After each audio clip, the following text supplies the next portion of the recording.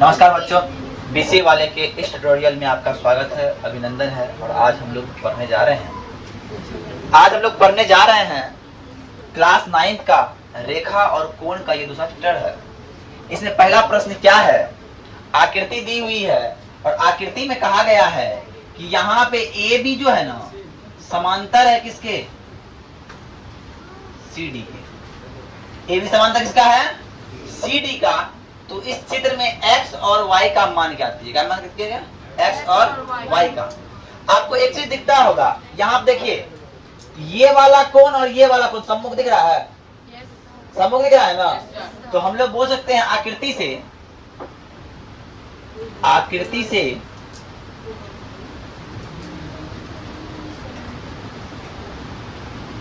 y बराबर 130 degree लेते हैं।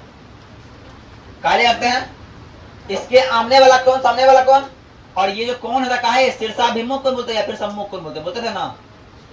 सम्मुख कोण क्या होता है बताए थे, सम्मुख कोण के कारण, सम्मुख कोण, चूंकि सम्मुख कोण के कारण y का मान तो निकल गया, निकला ना। अब ध्यान समझिएगा, अब पुनः x बराबर y होगा, x बराबर y होगा।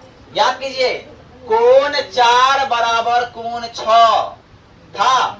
कौन कौन, अंत एकांतर कोण। तो ये हो जाएगा किससे, चूंकि अंत एकांतर कोण, अंत एकांतर कोण। अंत एकांतर क्या हो गया, y का मान निकल गया, इसलिए x बराबर कितना हो जाएगा, x बराबर भी 130 डिग्री। मतलब y का मान भी निकल गया और x का मान भी निकल गया, आंसर। अब दूसरा प्रश्न की ओर आना है। देखिए, अब देखिए ये आकृति दिया हुआ है और आकृति के आधार पर हमको सवालात करना है, सवालात का जवाब करना है। बात समझिए, ध्यान समझिएगा। क्या बोल रहा है, y और z का अनुपात दिया है। यहां सबको दिखता होगा कि ये x जो है z के बराबर है, बराबर x z के बराबर है। अब हम उत्तर की ओर जाएंगे, प्रश्न उत्तर की ओर जाते हैं, उत्तर बनाने के लिए। तो हमको दिख रहा है कि कोण x बराबर कोण z काहे होगा, तो अंत एकांतर कोण के कारण। याद कीजिए, याद रखिए, ये वाला और ये वाला बराबर था, अंत एकांतर। ये वाला बराबर मान लीजिए, लेकिन अभी नहीं है, तो बराबर है क्या, नहीं है। कौन कौन से, अंत एकांतर कोण, पहला बात ये। दूसरा बात ये समझिएगा सब, ये क्या है, ये दोनों आसन्न कोण है, ये दोनों क्या है, और इन दोनों कोणों का योग होता है 180 डिग्री। क्या होता है, 180 डिग्री। आसन्न कोण बराबर 180 डिग्री, इसलिए x प्लस y बराबर 180 डिग्री।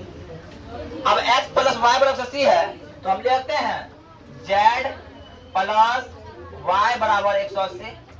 अरे लिखते हैं कि नहीं, समीकरण 1 मान लो, मान लिए। अब ध्यान समझना, अब बोल रहा अनुपात निकालने बोल रहा, अनुपात बोल रहा है ना। अब आइएगा, अनुपात में आएंगे, सब ध्यान से रखना। अनुपात बोल रहा है ना, z का क्या हो गया, 3 हो गया, अरे होगा कि ना। तो y निकालने के लिए y बराबर क्या हो जाएगा, 3/7 10, और कुल योग कितना हुआ 118 54 डिग्री। अब z कितना हो जाएगा, z बराबर हो जाएगा 7/10 गुना 18, 180। कितना हो गया, 18 100। अब बताओ, y निकल गया, z निकल गया, और हम निकाले हैं यहाँ पे समीकरण 1 ये है, समीकरण 2 ये है। अब समीकरण 1 में z का मान रखिए, x बराबर z होता है, x बराबर 126 डिग्री हो गया। अतः पुनः एक दो समीकरण 1 से, चूंकि समीकरण 1 से क्या हो गया, x बराबर 126, यही मेरा आंसर निकालने पर आंसर निकल गया। बात समझ में आई, बता दीजिए। अब देखो अरे नंबर 3 सवाल देखो, और इस सवाल में पूरा बवाल है। पहला बात ये, एफ ई डी जो है 90 डिग्री है, ठीक है। जी ई डी, जी ई और डी मतलब टोटल ये क्या समझिए 126 डिग्री है। बात क्लियर। अब बोला निकालने ए जी ई मतलब ये वाला कोण ज्ञात करना है, और जी ई एफ ये वाला कोण ज्ञात करना है, और बोल रहा है एफ जी ई ये वाला कोण ज्ञात करना है। अब ध्यान समझना बात, सवाल अगर ध्यान से देखोगे चित्र, तो चित्र में पूरा चीज लिखा हुआ है। अब इसका सॉल्यूशन अगर निकालना है हमको, देखिएगा क्या होगा। आपको दिख रहा होगा एक कोण जी ई डी दिख रहा है, ध्यान समझिए, ध्यान से देखो, ये कौन है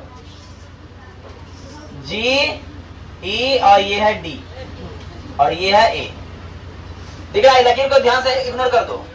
ये वाला कोण कितना है 26 है, अरे है कि ना। ये वाला कोण कितना है, बहुत 26 होगा, और ये जी डी बराबर इतना है, इसका नाम क्या होगा ए जी ई होगा। ए जी ई कोण का नाम काहे बराबर होगा, एकांतर कोण से, एकांतर कोण से बराबर हो गया। इसीलिए ए जी ई का मान कितना हो जाएगा 126 डिग्री। पहला आंसर यही हो गया। दोबारा कोई बोलेगा समझाइए सर, समझने से बोलते दिमाग खोल दिया रहो। अब दूसरा बात, जब ई 126 निकल गया ना, yes, अब आइएगा पुनः।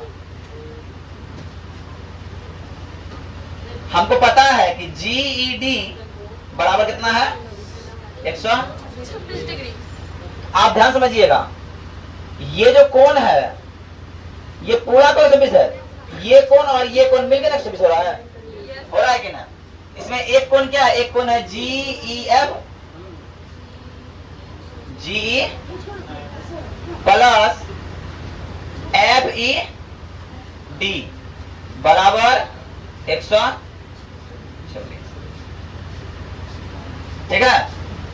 अब आते हैं जी ई एफ प्लस और एफ जी डी क्या है, एफ जी डी नहीं होगा, एफ ई डी होगा, है ना। एफ ई डी कितना है 90 डिग्री है, ये 90 साइन है ना, तो 90 प्लस 90 बराबर 100,